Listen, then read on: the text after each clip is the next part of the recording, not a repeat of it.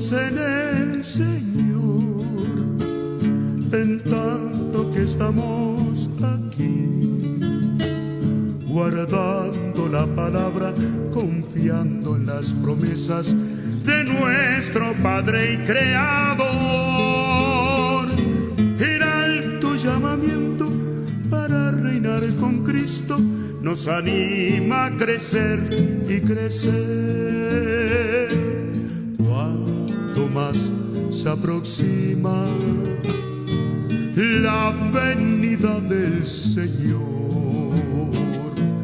más elevado será el valor de lo que es celestial, más la gran meta final con Jesús podemos alcanzar.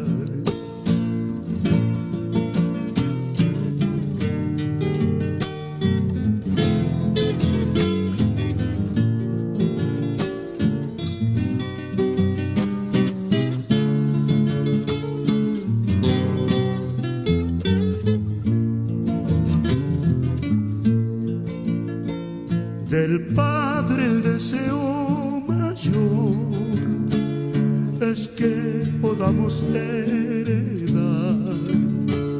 Ninguno que ha creído en su Hijo Jesucristo del reino excluido será. Pero el gran llamamiento del Padre Celestial es reinar con su Hijo Jesús. Mis hijos también herederos, herederos del Creador y coherederos con Cristo, si es que padecemos junto a Él. La recompensa es la herencia del que acepta sufrir con Jesús.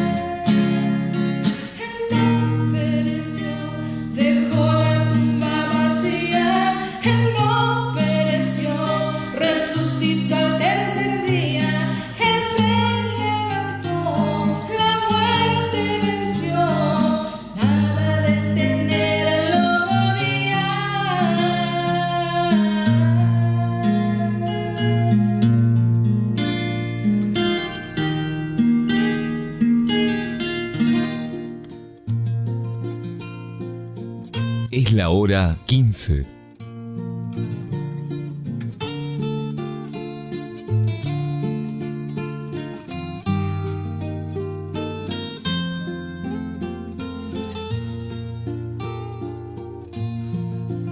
En la gracia aprendí. Que el Señor les bendiga, hermanos. En el nombre de nuestro Señor Jesucristo damos comienzo a nuestro programa. Vamos a escuchar una alabanza y luego vamos a compartir una porción de la Escritura. Crecerá en mi interior si descanso solo en Él, porque solamente en Cristo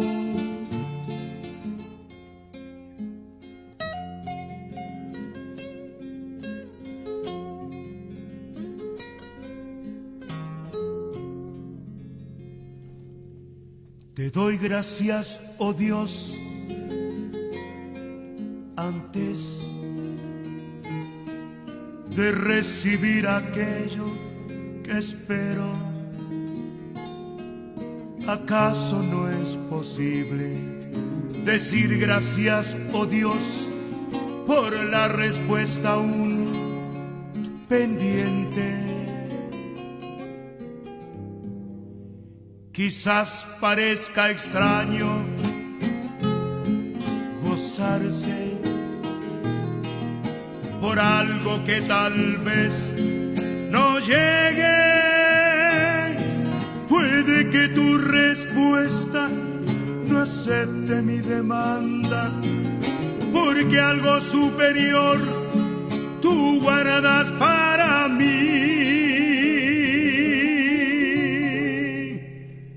Te agrada tanto, Dios, tu Hijo, que al orar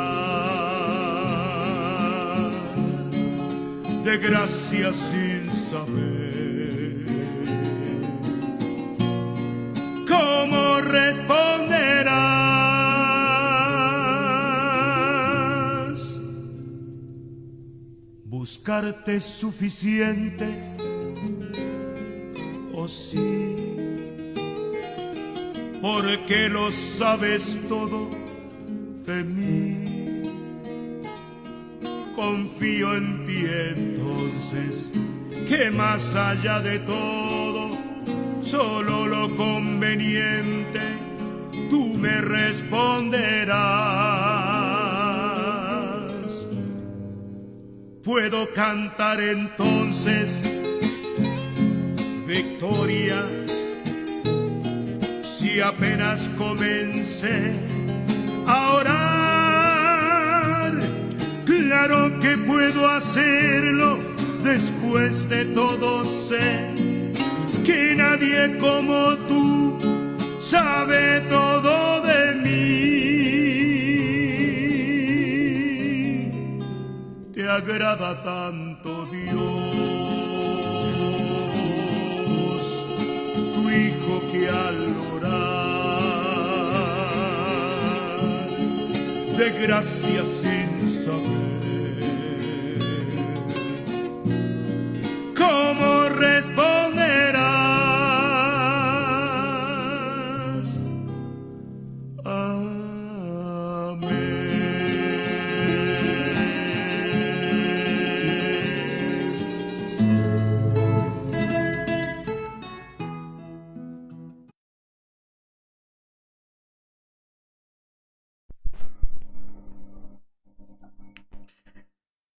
Bueno, damos gracias a Dios por su palabra, porque podemos nuevamente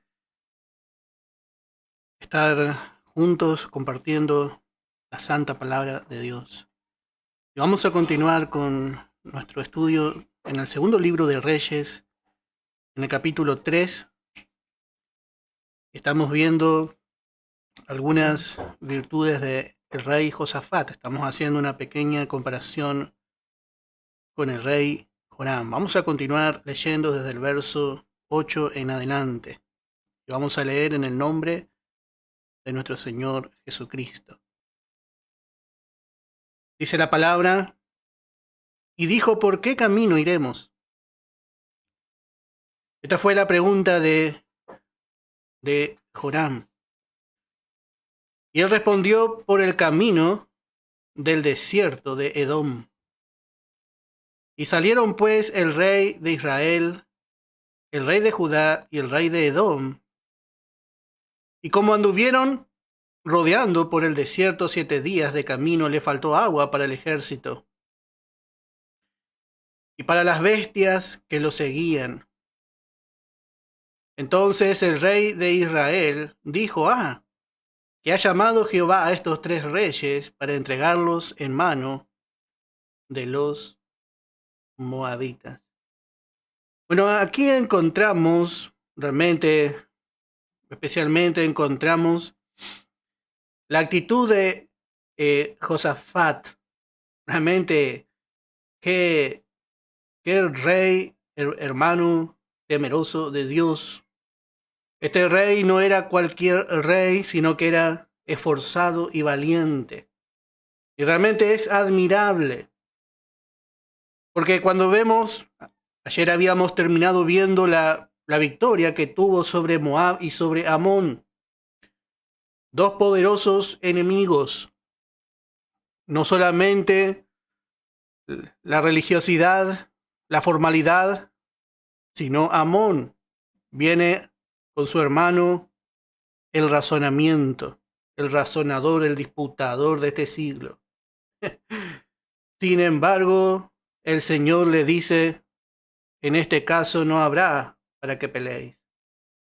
Y vemos que así hizo, no peleó, sino que alabó engrandeciendo la misericordia de Dios. Y allí vino la victoria. Qué tremendo el camino a la victoria. Y como la alabanza realmente, hermano, trae también la victoria. ¿Cuántas veces nosotros no alabamos? Estamos en la circunstancia, sufriendo y viendo la manera, y no nos tomamos un tiempo para alabar.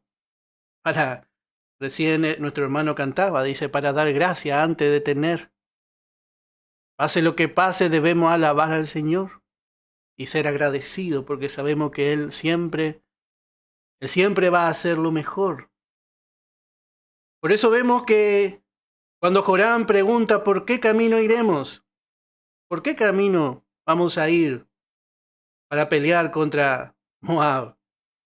Bueno, note que sin dudar, dijo, por el camino del desierto de Edom.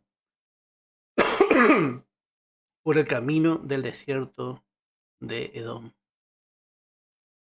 Y así vemos realmente que este rey ya conocía, ya tenía experiencias con Dios.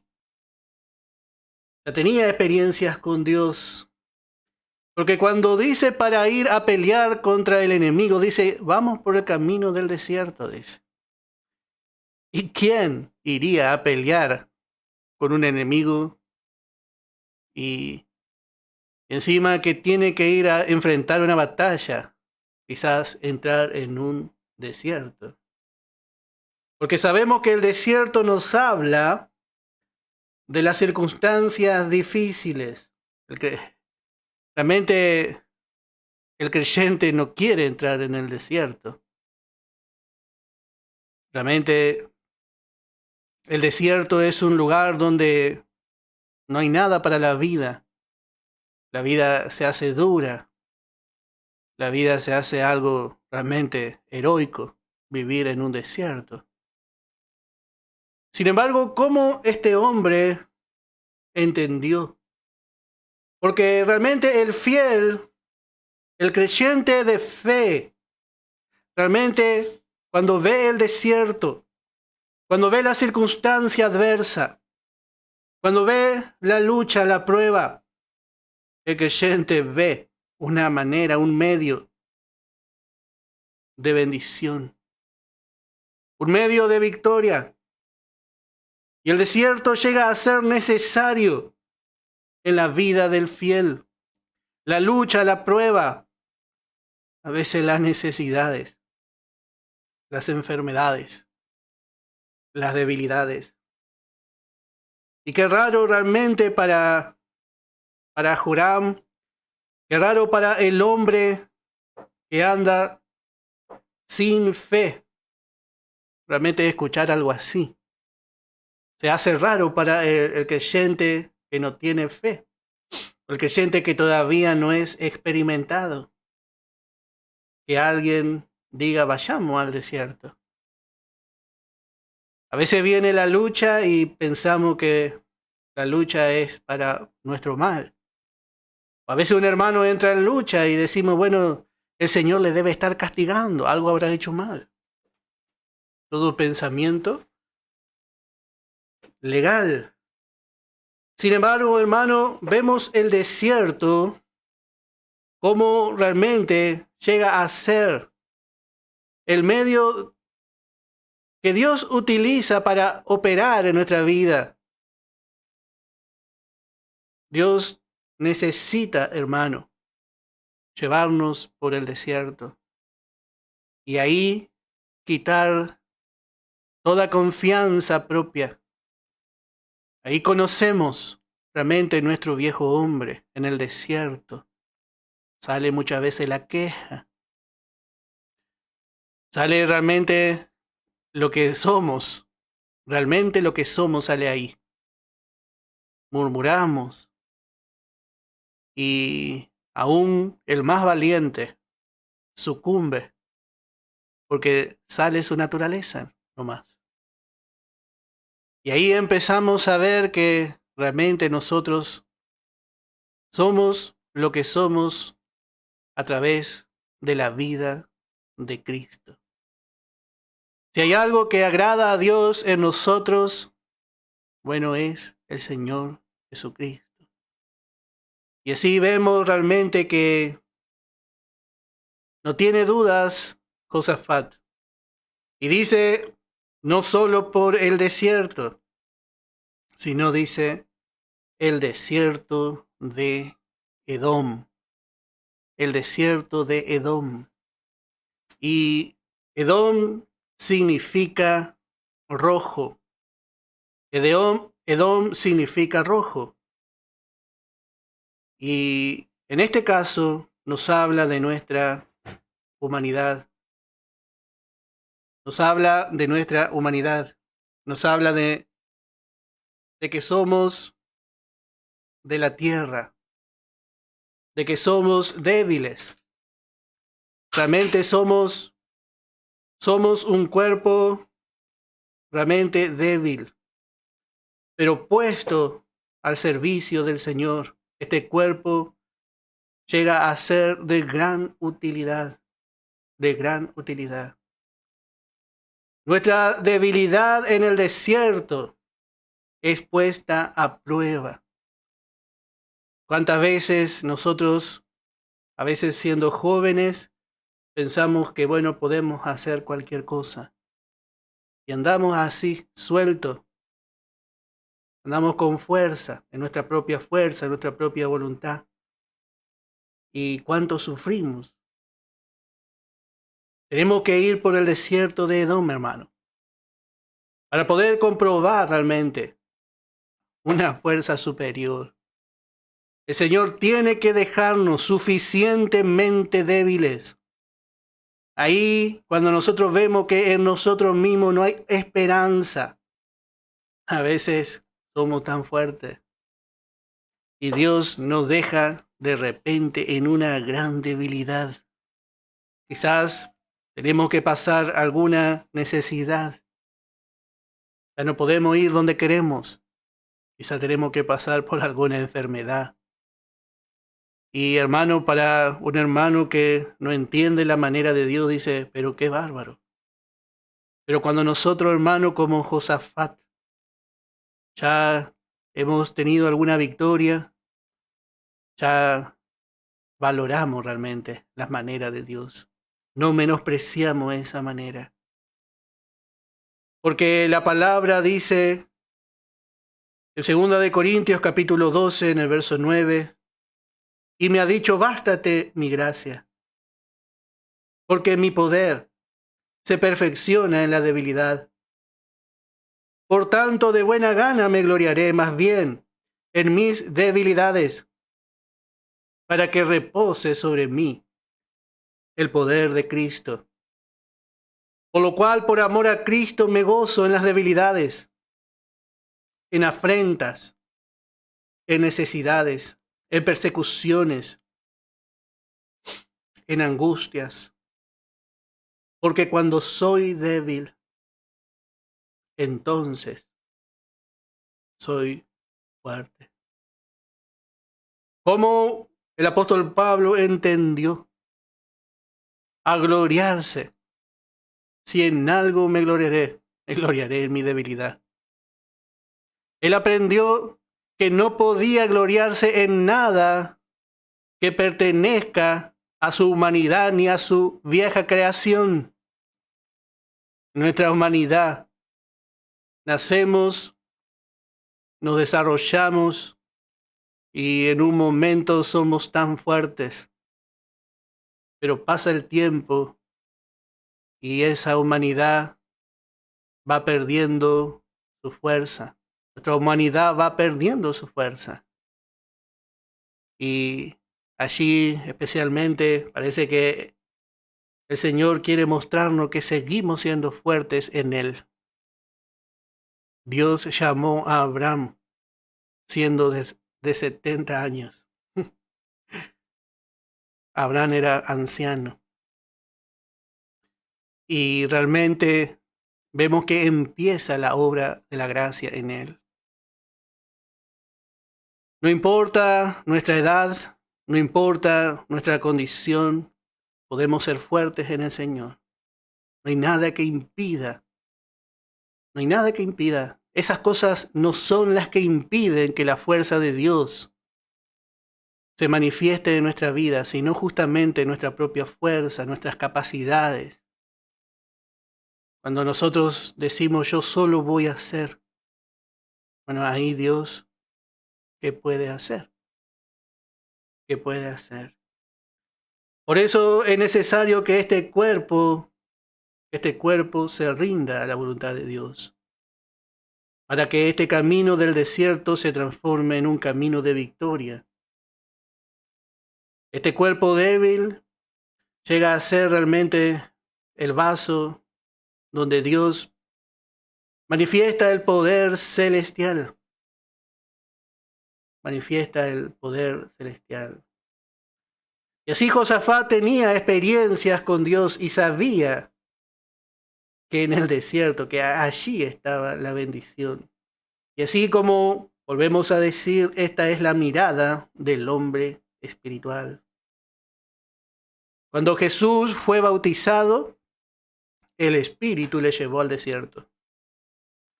¿Por qué no le llevó directamente al trono? ¿Cuántas cosas realmente vemos en el Señor? Nosotros quisiéramos un camino más fácil.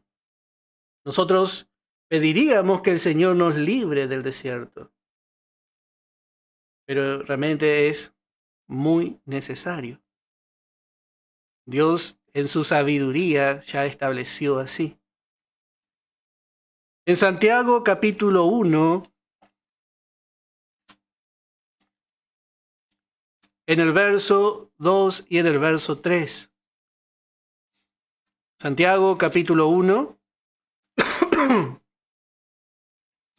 verso 2 y verso 3 dice, hermanos míos, tened por sumo gozo cuando os halléis en diversas pruebas, sabiendo que la prueba de vuestra fe produce paciencia. Bueno, note aquí lo que nos enseña Santiago.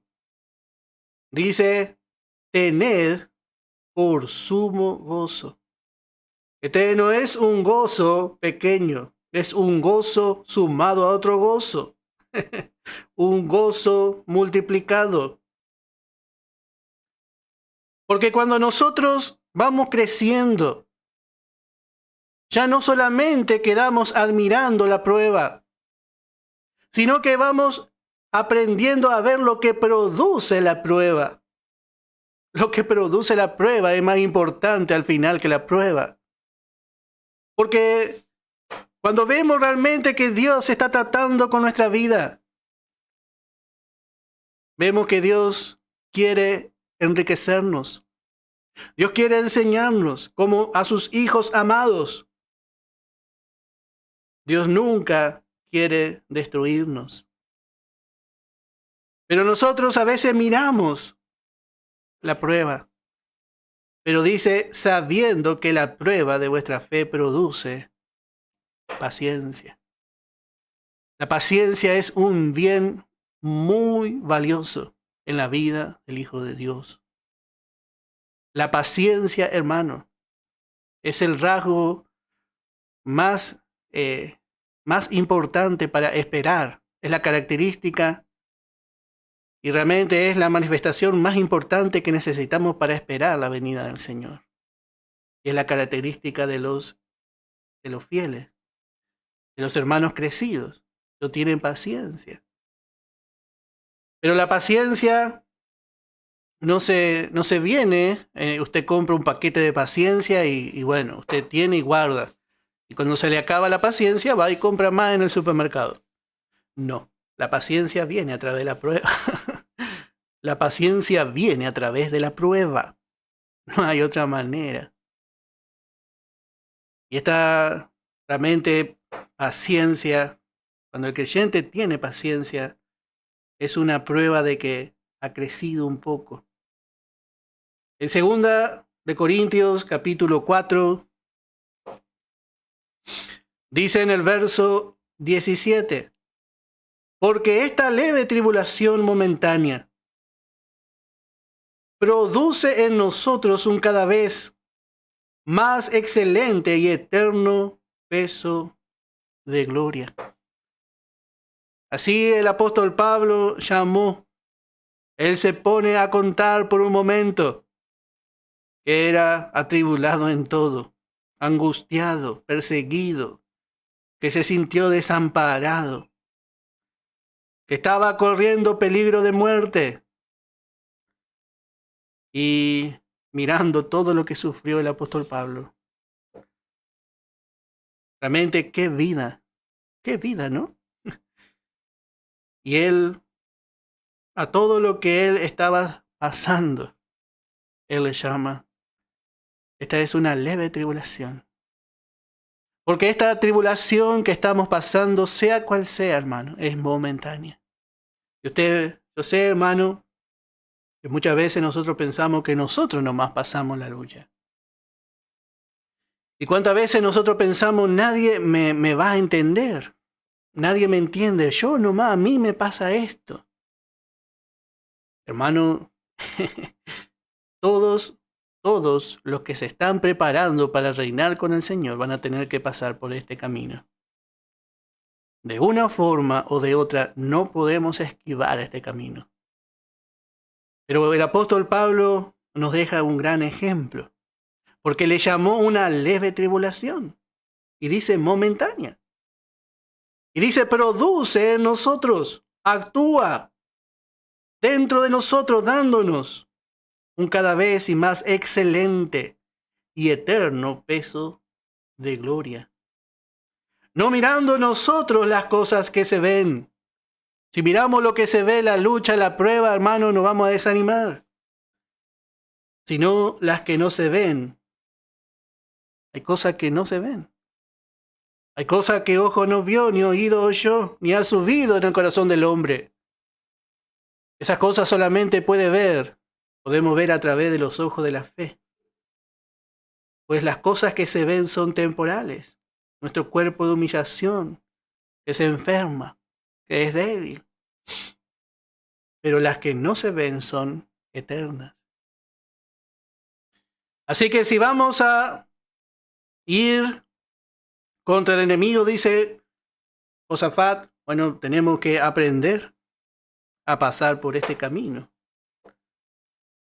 Este es el camino del desierto de Edom. Y bueno, entonces salieron pues, verso 9, salieron pues el rey de Israel, el rey de Judá y el rey de Edom. Y como anduvieron rodeando por el desierto 7 días de camino, les faltó agua para el ejército y para las bestias que los seguían. Bueno, aquí vemos tres reyes que salen. Tres reyes que salen. Por un lado, el rey de Judá, el reino del sur, Josafat. Por otro lado, el rey de Edom. Y por otro lado, el rey de Israel. Y en estos tres reyes nosotros encontramos realmente la experiencia que hay en nosotros. Porque el rey de Judá representa la vida de Cristo. El rey de Edom representa nuestro cuerpo, nuestra humanidad. Pero el rey de Israel, Joram, representa la vieja creación. Representa la vieja creación. Si nosotros fuésemos invitados a pasar por el desierto con el rey de Judá nomás, qué fácil sería. Pero nos encontramos que hay otra fuerza que quiere tomar autoridad. Hay otro rey. Hay un rey que se queja. Hay uno que ahí está queriendo llevarnos otra vez a la esclavitud de Egipto. Y bueno, hermano, así es en el desierto. Ellos empezaron a andar por el desierto y como anduvieron rodeando, dice, rodeaban. Y así mientras nosotros andamos, tenemos que cargar con nuestro cuerpo, con este cuerpo de humillación. Está la carne, está la vida de Cristo. Y note que van andando y dice 7 días, 7 días. Otra vez vemos el número 7, nos habla del número perfecto, completo, el número pleno. Si Dios va a hacer una obra en nosotros, bueno, su obra será perfecta. Pero necesitamos aprender su manera y realmente aceptar realmente su manera, su forma. ¿Cómo somos nosotros perfeccionados? ¿Cómo somos perfeccionados? Bueno, en Hebreos capítulo 2 dice en el verso 10, porque convenía aquel por cuya causa son todas las cosas y por quien todas las cosas subsisten, que habiendo de llevar muchos hijos a la gloria, perfeccionase por aflicciones al autor de la salvación de ellos. Aquí está hablando de nuestro Señor Jesucristo. Dice que Él es aquel por cual todas las cosas subsisten. Y dice que convenía. Él fue perfeccionado. Él fue perfeccionado. Como hombre, como Dios, Él era la misma perfección. Pero como hombre, Él nos iba a representar delante de Dios. Somos invitados a alcanzar su misma plenitud, porque Él la alcanzó primero. Él fue perfeccionado a través de la aflicción. Y así también cada uno de nosotros somos invitados a ser perfeccionados. Y de la misma manera. ¿Cuántas cosas necesitamos, hermano, pasar? Todavía no nos conocemos suficientemente. Miramos la vida del Señor. Fue varón de dolores para ser perfeccionado, hasta que llegó a la madurez. ¿Y cómo llegó a la madurez? Bueno, por la aflicción. Por la aflicción. Nosotros no queremos eso. No queremos eso. En Hebreos capítulo 5, en el versículo 8, dice, y aunque era hijo, por lo que padeció, aprendió la obediencia. Y habiendo sido perfeccionado, vino a ser autor de eterna salvación para todos los que le obedecen. Así vemos que padeció y allí aprendió obediencia. Por lo que padeció como hombre. Por lo que padeció como hombre. Gracias a Dios. Él se sometió como hombre a toda la voluntad de Dios. Él no dijo para qué. No dijo por qué. ¿Por qué tengo que subir a la cruz? ¿Por qué de esta manera? ¿Por qué así? Él no vemos que en ningún momento razonó. Él no abrió su boca, enmudeció. ¿Y qué ejemplo para nosotros que Él nos dio? ¿Qué ejemplo que Él nos dio? En Isaías capítulo 48, en el verso 10. Isaías capítulo 48, en el verso 10. He aquí te he purificado y no como a plata. Te he escogido en horno de aflicción. Te he escogido en horno de aflicción. Así el Señor nos escogió. Y dice, no como a plata. Él no nos purifica, dice en este caso, como a la plata. Perdón. Hay muchas cosas que Dios tiene que hacer, pero no a nuestra manera. No como nuestra manera.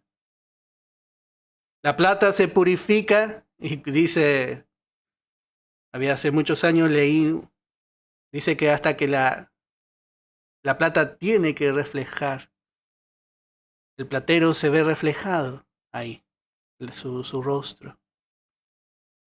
Y bueno, el Señor por ahí a veces no tiene en el horno.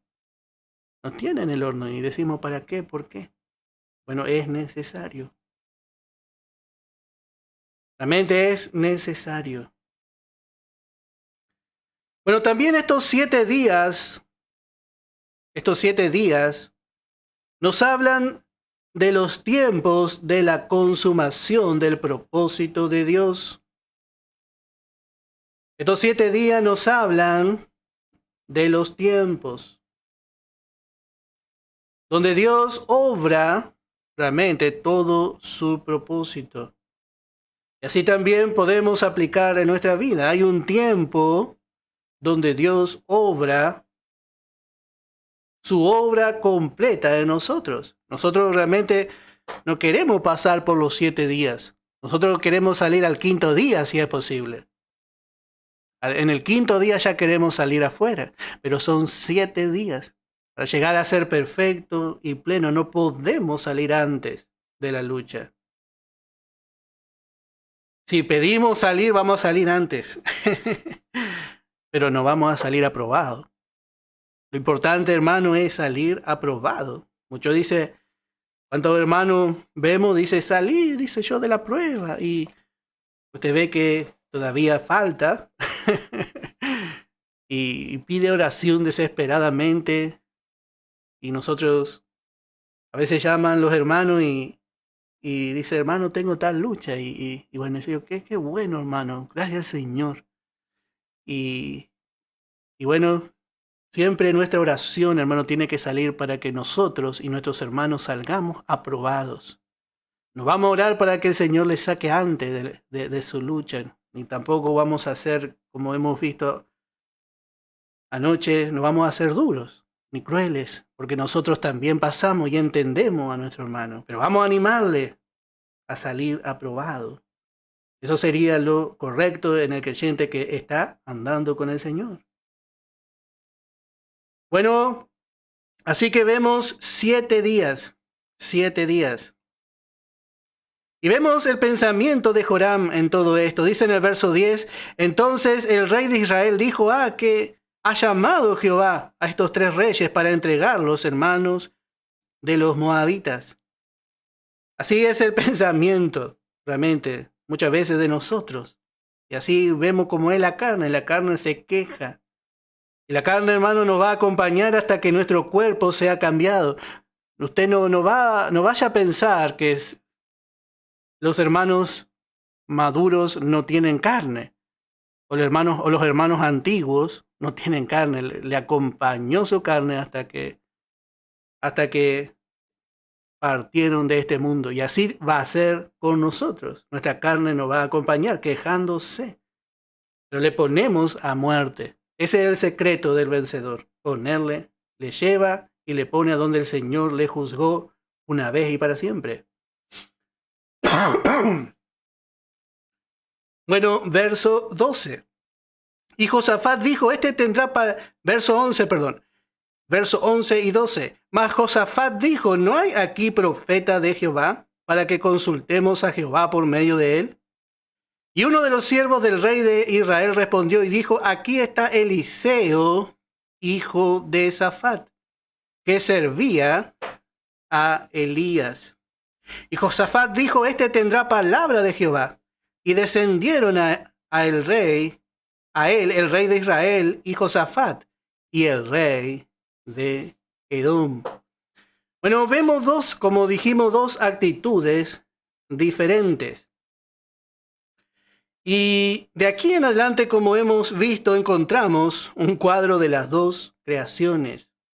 Porque la nueva creación siempre busca ampararse en la palabra de Dios. Va en busca del profeta de Dios. Ya vemos que la carne no quiere saber nada realmente. No quiere saber nada de Dios. La carne es ciega. Por más que Dios le hable, la carne no ve, no escucha, es sorda a las palabras de Dios.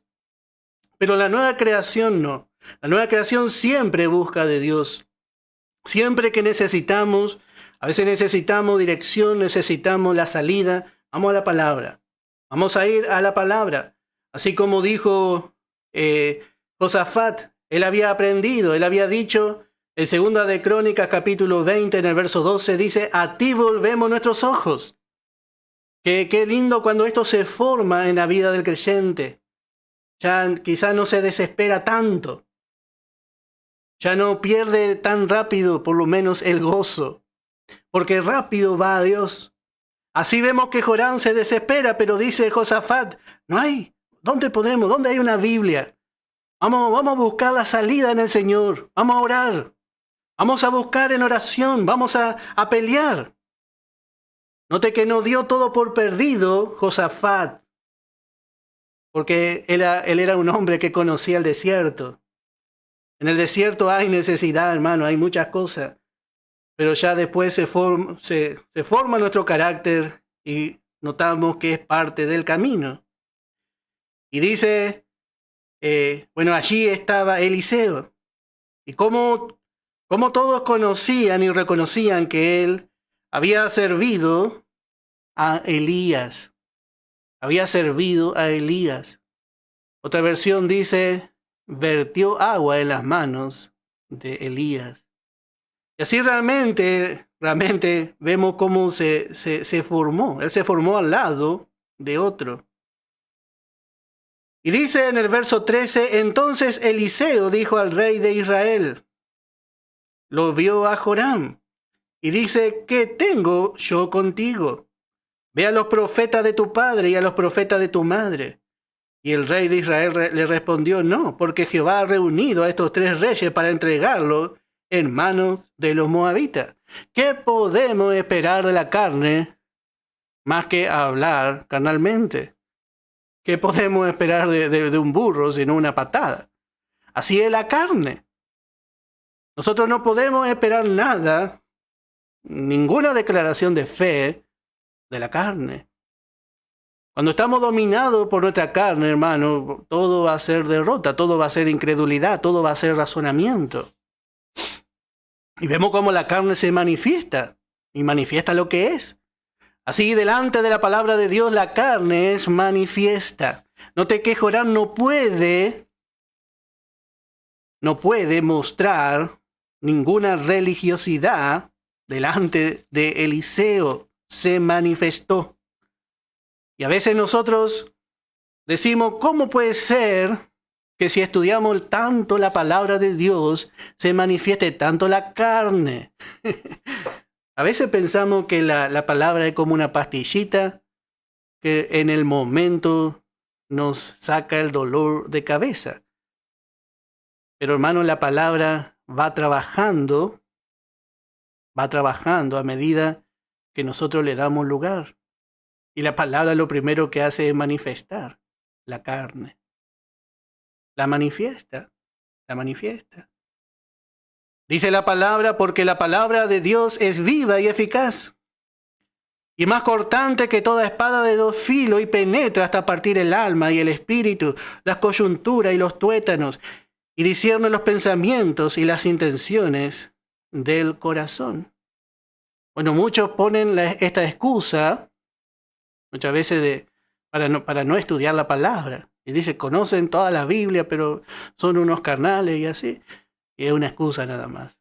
Cada hijo de Dios necesita conocer la palabra. Porque así como la palabra manifiesta la carne, también manifiesta el poder de la vida nueva. Yo le aseguro, hermano, que así como la palabra manifiesta y muestra la carne que hay en nosotros, en usted y en mí, también esta misma palabra fortalece la vida de Cristo, y a veces el creyente cae en ese engaño. Hermano, estudie la palabra. A veces escucho por ahí. Note que la carne se manifiesta así como es Joram delante de Eliseo. Y note que la vieja creación dice, no quiere matar, dice, y así a veces es la carne. Y note la respuesta de Eliseo en el verso 14. Y Eliseo dijo, vive Jehová de los ejércitos, en cuya presencia estoy, que si no tuviese respeto al rostro de Josafat, rey de Judá, no te miraría a ti, ni te viera. ¡Qué tremendo! Acá vemos lo que Dios mira en el creyente. ¿Cuántas veces nosotros nos miramos en la carne y decimos, ¿será que el Señor me va a escuchar? ¿Será que el Señor me puede contestar? Porque miramos, hermano, nuestras debilidades. Miramos lo que hay en nosotros. Pero esto es lo que ocurre cuando usted entra en la presencia de Dios. Lo único que Dios respeta es el rostro de Josafat. Lo único que Dios puede respetar en usted y en mí no es su buena obra, no es su buen comportamiento, no es lo que usted exteriormente quiere manifestar. A Dios no le podemos engañar. Lo único que Dios respeta en nosotros es el rostro de Cristo. Nosotros tenemos el rostro de Cristo en nuestro corazón. Y Dios nos ve a través de Él. Si no, jamás podríamos ni siquiera mostrar un poco de lo que somos. Si nos miramos conforme a lo que somos en la vieja vida, en el antiguo Adán, hermano, ¿qué vamos a esperar recibir de Dios? No merecemos nada. Cuando creyentes dicen así, yo no sirvo para nada, yo no merezco nada.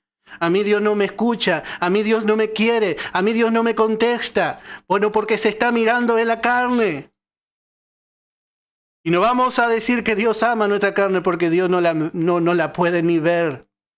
Dios es muy limpio de ojo para ver el pecado. Pero ¿por qué Dios nos invita a entrar a su presencia? ¿Por qué Dios nos invita a entrar en el trono de la gracia. ¿Cómo hacemos, hermano, para despojarnos del hombre viejo y entrar? Él dice, acerquémonos pues confiadamente al trono de la gracia para alcanzar misericordia y hallar gracia para el oportuno socorro. ¿Cómo hacemos? Bueno, por causa de la sangre de Cristo.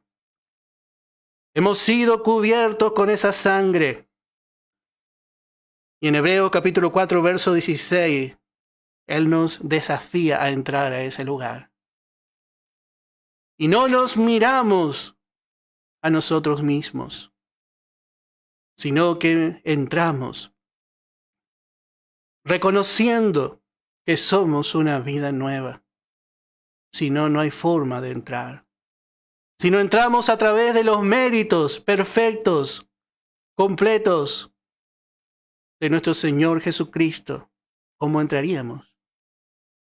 Por eso es tan necesario poder entender nuestra posición en Cristo.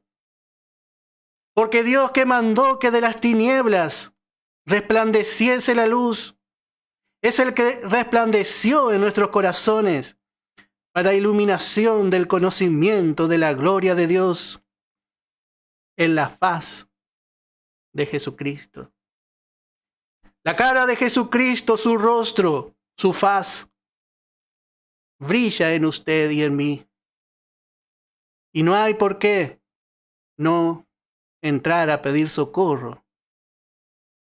Ahí el Espíritu Santo puede convencernos, puede mostrarnos más.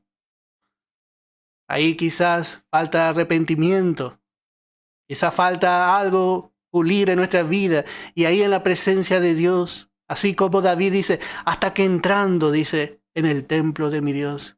Pero cuánto el enemigo no quiere que usted se acerque a Dios. Cuánto el enemigo trata de que usted no se acerque a su Padre Celestial. Cuánto el enemigo nos quiere mantener alejados para que nosotros vivamos una vida derrotada. Porque vivimos mirando lo que somos en la carne. Pero si algo va a cambiar en nuestra vida, va a cambiar acercándonos confiadamente. Allí es donde el Espíritu Santo va a obrar, donde la palabra va a obrar en su vida, donde usted va a ser tocado en la fibra más íntima, donde yo voy a poder aceptar lo que quizás no acepto en público. Pero la obra primeramente es interior. Si nosotros no entendemos esto, hermano, ¿cómo Dios va a hacer su obra en nuestra vida? Eliseo es claro. Allí está. Yo no te aceptaría, dice, si no fuese por causa de Josafat. Yo no te aceptaría si no fuese por Josafat. No por el mérito de Joram. Joram estaba parado allí, sino estamos parados, estamos firmes en la gracia. Y esto, hermano, es muy ventajoso para nosotros. Bueno, verso 15. Más ahora, dice Eliseo, traedme un tañedor. Y mientras el tañedor tocaba, la mano de Jehová vino sobre Eliseo. Y así vemos lo que Eliseo pidió. Eliseo pidió un tañedor. Y el tañedor, este era un músico de cuerdas. Un músico de cuerda. Uno que tocaba suavemente y hacía teñir. Nosotros, si usted es músico y por ahí toca la guitarra, usted sabe que puede rasguear con fuerza la guitarra. O puede arpegiar, tocar dedo por dedo y sale una melodía muy, muy suave. Y así vemos realmente que pidió esto Eliseo. Porque esto nos habla de la manera como realmente nosotros podemos utilizar aún los instrumentos. Los instrumentos que son musicales en los cultos, Porque a la hora de dar la palabra, el corazón ya queda preparado. ¿Cómo usamos las alabanzas? Cantamos. Aunque a mí me llama siempre la atención la palabra, dice, podemos leer en Colosenses capítulo 3, verso 16. Colosenses capítulo 3, en el verso 16. Y dice, la palabra de Cristo more en abundancia en vosotros, enseñándoos y exhortándoos unos a otros, en toda sabiduría. Y dice, cantando con gracia en vuestros corazones al Señor con salmos e himnos y cánticos espirituales. Bueno, aquí hay mucho para decir, pero también nos quedamos con la frase que dice, cantando, dice, con gracia, dice, en vuestros corazones. Allí se origina la alabanza. Cuando el creyente está alabando al Señor, cuando el creyente está tranquilo, está en paz, bueno, parece que dentro hay como una melodía. Por eso cuando nosotros empezamos nuestros cultos, nosotros empezamos alabando al Señor. Porque traemos de afuera muchas cosas que nos quitan la paz. Y muchas veces siempre enseñamos de que tenemos que venir ya con un corazón preparado. Pero hermano, realmente este mundo, a veces estamos manejando, venimos en el colectivo, por ahí usted va limpito y llega todo lleno de tierra a la reunión. O en nuestra casa misma, venimos del trabajo, de la escuela, venimos de la universidad, venimos de la calle. Y bueno, qué bueno es poder alabar al Señor. Y qué bueno es poder tener esa melodía allá dentro de nosotros. Porque realmente prepara el alma, limpia el ambiente, dispone el corazón, acondiciona ese momento para dar y recibir la palabra de Dios. Así es la alabanza, así es la adoración espiritual. Es muy útil, es muy necesaria. Qué hermoso cuando la alabanza es conforme a la palabra de verdad. Qué lindo cuando la alabanza es conforme a la palabra. Qué lindo es cuando damos un mensaje poderoso por medio de la alabanza. Qué lindo, hermano. La alabanza, la música, realmente son recursos muy, muy preciosos. Y aunque quizá no haya un instrumento musical, pero podemos cantar igual, porque la alabanza, como hemos visto, se origina dentro del corazón. Lo principal es la palabra. Lo principal es la palabra. Ese es el plato fuerte. Puede haber mucha alabanza, pero si falta la palabra, ya estamos realmente por hacer macana. Porque lo principal tiene que ser la palabra de Dios. Eso es lo que viene a buscar. A veces todo alabanza. Y a veces cantamos y para el tiempo de la palabra ya estamos un poco cansados. Pero bueno, cada uno, yo he visto muchos hermanos que cantan, muchos coros, otros cantan menos. Y bueno, damos gracias a Dios. Damos gracias a Dios. Que el Señor nos dé sabiduría a cada uno de nosotros para que cuando llegue el momento de la palabra, los hermanos atiendan. Y que eso sea visto como el centro, lo principal de nuestra reunión, el poder recibir la palabra de Dios, el poder recibir su palabra. Bueno, se nos ha ido el tiempo. Vamos a dejar aquí, vamos a escuchar una alabanza y luego vamos a dar por finalizado nuestro programa. Hermano, que el Señor le bendiga ricamente.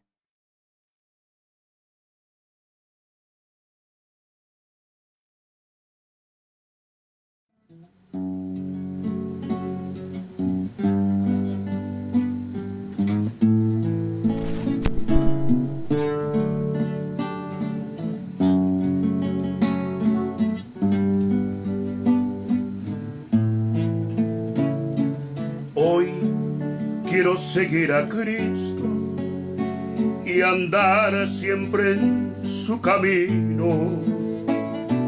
Quiero amarle y servirle con el corazón y con el alma. Quiero guardar su palabra, aunque cueste lo que cueste. Quiero honrarle.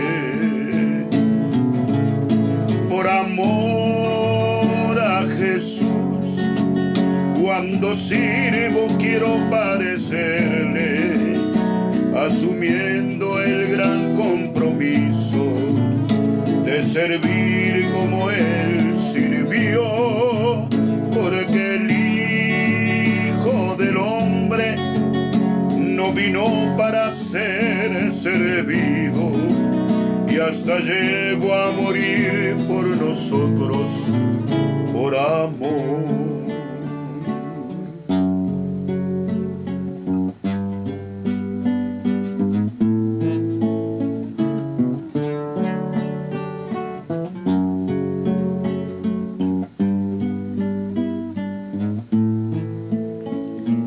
Cada vez que estoy sirviendo, esconderme siempre quiero detrás de la cruz de Cristo, para sentirme seguro que mi carne permanece en silencio mientras sirvo por amor. Imposible servir si no pienso como un servidor, si no miro la vida de aquel que sirvió sin mirar a quién. Un corazón de siervo quiero recibir de mi Señor, rehusarme a cualquier aplauso por amor.